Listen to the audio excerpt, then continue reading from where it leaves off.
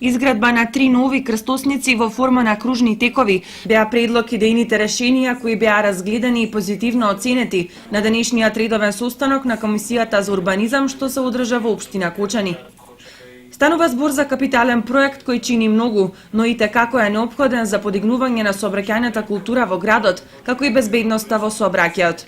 Кружните текови се планирани да се градат од едната и од другата страна на Кочанска река, а според нацрт планот бараат дополнително проширување на мостовите, кое ќе создаде дополнителни трошоци, но сепак е приоритет кој во иднина ќе се оствари и ќе реши голем дел од проблемите со кои досега се соочуваат граѓаните.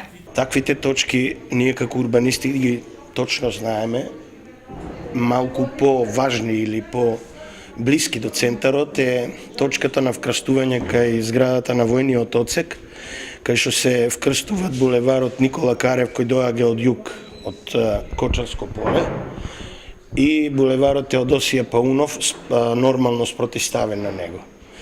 Едното место на вкрстување и другото одма веднаш преку реката, кај што се вкрстува исто булеварот Теодосија Паунов со улицата Маршал Тито, односно со улицата Глигор Апостолов Гочо.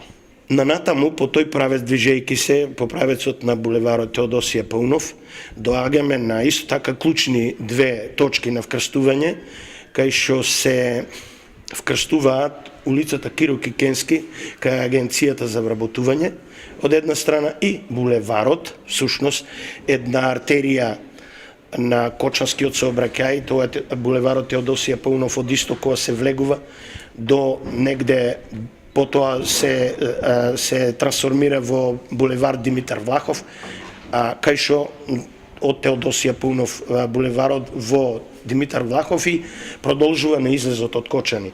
Значи, таквото вкрстување на посочената точка исто е предвидено со вкрстување во ниво во кружно движење и непосредно близу до него вкрстувањето на улица Македонска со исто така со овој булевар. На состанокот се даде и предлог за решавање на долгогодишниот проблем со улицата Роза Петрова, која всушност е брза делница на која години наназад владее општ хаос со сообраќајот и на која се случуваат најголемите сообраќајни незгоди.